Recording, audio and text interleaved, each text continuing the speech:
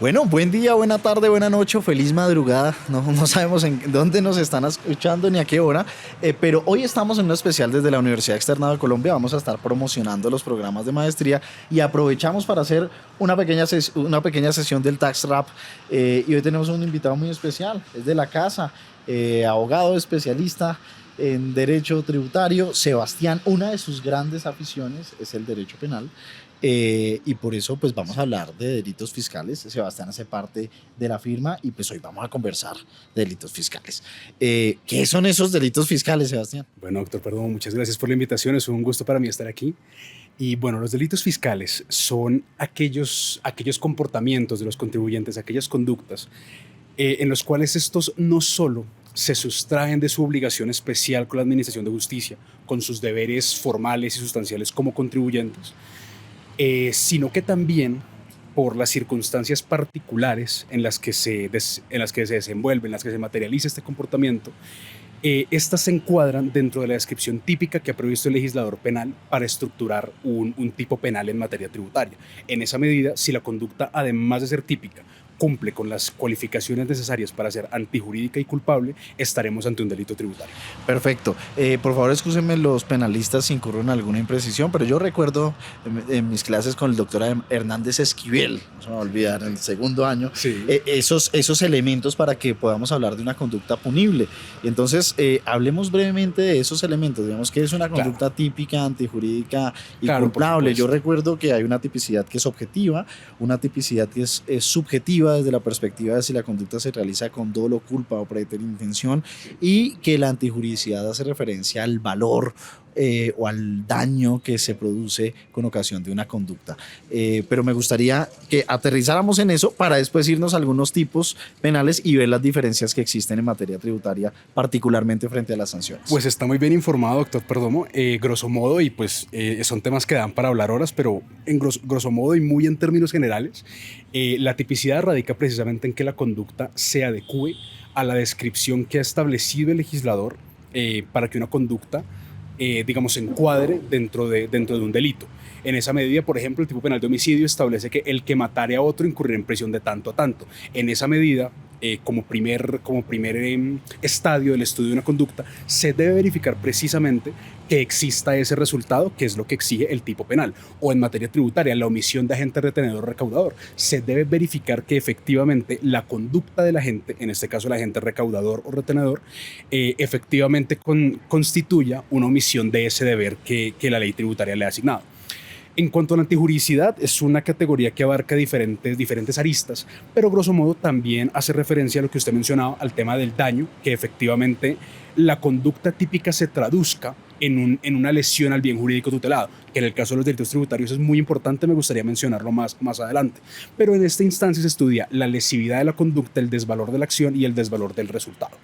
Y finalmente, frente a la culpabilidad, esta categoría hace referencia a un juicio de reproche en el cual se estudia el actuar de la gente de cara justamente, y valga la redundancia, a ese reproche, a la exigibilidad de otra conducta, cómo podía comportarse el agente en otro marco circunstancial o cómo se le podía exigir realmente. O sea, cuando hablamos de la gente, hablamos del sujeto que realiza la conducta. El que comete. Si, digamos, bajo las circunstancias que tenía en ese momento, podría o no, pudo haber actuado de otra manera, y ese sería el reproche de culpabilidad. Correcto, someramente en eso consiste. Perfecto. Seguramente nos están viendo y nos están escuchando personas que saben de derecho penal, personas que no tienen ni idea de derecho penal, personas que están en el mundo tributario y personas que no les interesa para nada el mundo tributario. Pero quizá de lo que acabamos de conversar podemos extraer algo que es muy importante, y es: no basta con incurrir, por ejemplo, en una omisión de un activo, no basta con eventualmente configurar una evasión.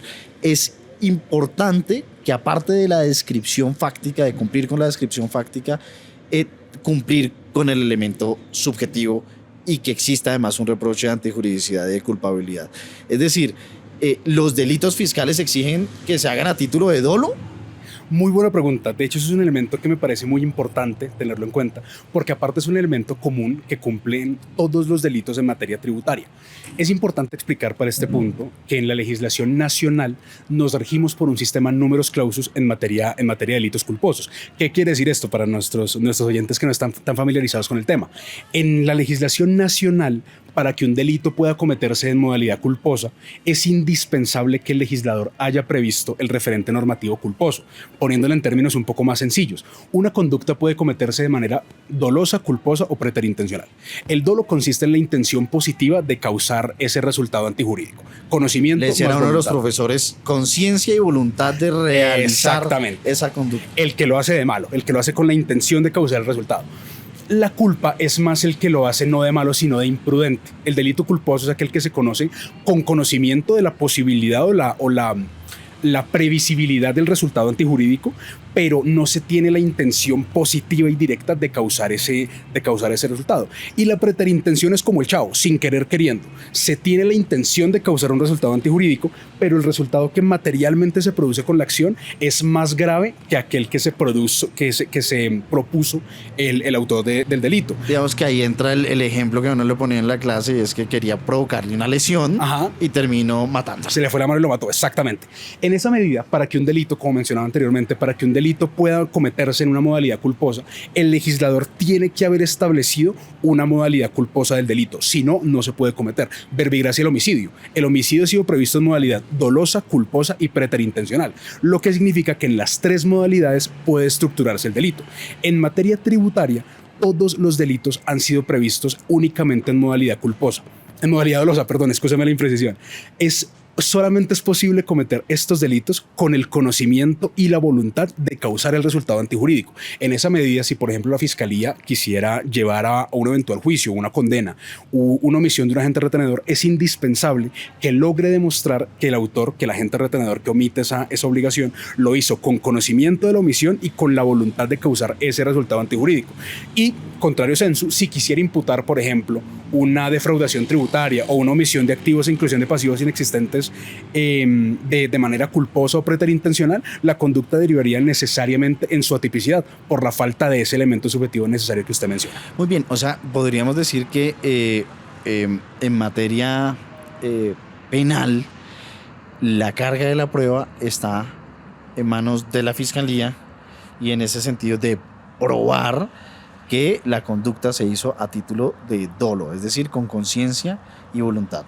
Es correcto. Si no se prueba el dolo, una persona que eventualmente estructure el tipo penal podría no desde el punto de vista subjetivo hacerlo y en ese sentido no sería condenada. Es correcto. Por más que objetiva y materialmente la conducta se adecue a la descripción típica del delito, si la Fiscalía General de la Nación no logra demostrar la existencia de ese elemento subjetivo, del elemento volitivo y el elemento cognitivo que caracteriza el delito doloso, no podrá imputar el delito o podrá hacerlo, pero necesariamente será una conducta típica. Esto quiere decir que tenemos dos grandes universos. Un universo tributario en el que, por ejemplo, uno puede incurrir en una omisión de ingresos o a estructurar un activo omitido. Digamos que esas conductas desde el punto de vista administrativo pueden derivar en una investigación de la DIAN que culminan con unos actos administrativos que son definitivos y a través de las cuales, por ejemplo, se impone una sanción por por no informar o una sanción por omitir un ingreso y esa sanción pues tiene un monto del 160% Correcto. O del 100% dependiendo de la circunstancia de esa omisión de ingresos o por ejemplo en una omisión de activos la sanción de convertir el valor del activo omitido en renta líquida y al resultado aplicarle el 200%. Sí. Y digamos que podríamos decir que desde el punto de vista administrativo basta con que se cometan esas conductas y la persona puede ser sancionada a través de unos actos que profiere la DIAN. Sí. Pero por el otro lado tenemos las conductas penales y para esas conductas penales se requiere probar el dolo para que pueda haber un reproche desde el punto de vista penal. Pero adicionalmente esas conductas penales tienen sus propias sanciones, es decir, aparte de las sanciones del Estatuto Tributario hay unas sanciones desde el punto de vista penal. ¿Cómo funciona esto? Es importante tener en cuenta que como usted lo esboza en el planteamiento de la pregunta, tenemos dos universos y tenemos dos tipos diferentes de responsabilidad que pueden surgir de una misma conducta. Por un lado, tenemos la responsabilidad administrativa que surge justamente de ese incumplimiento, de la obligación que vincula, digamos, al contribuyente o al agente retenedor con el fisco, con la administración tributaria. Y por otro lado está la responsabilidad de carácter penal, que es la que surge justamente de la conducta que perfecciona las tres categorías antes mencionadas, la conducta típica, antijurídica y culpable. Ambas responsabilidades obedecen, digamos, una naturaleza completamente diferente, por lo cual la misma Corte Constitucional ha reconocido que no se vulnera el non bis in idem. Una cosa es la responsabilidad penal y otra cosa es la responsabilidad administrativa derivada de un incumplimiento tributario. Y una puede perfectamente estructurarse sin la otra, digamos, si se cumplen los presupuestos necesarios para ello. En esa medida es importante tener en cuenta que la responsabilidad de carácter administrativo solamente puede dar lugar a esas sanciones de carácter económico previstas en el estatuto tributario, mientras que las sanciones de carácter penal ya incluyen penas privativas de la libertad en muchos casos o penas económicas, sanciones como multas, que son diferentes e independientes de las multas que puede imponer la DIAN, la Administración Tributaria, en ejercicio pues de sus potestades de fiscalización y sancionatorias. Muy bien, bueno, una versión corta del Tax Rap. Muchas gracias por escucharnos y bueno, vamos a hacer una pausa. Seguimos promocionando maestría en Derecho Tributario, haciendo especial desde la Universidad Externado de Colombia.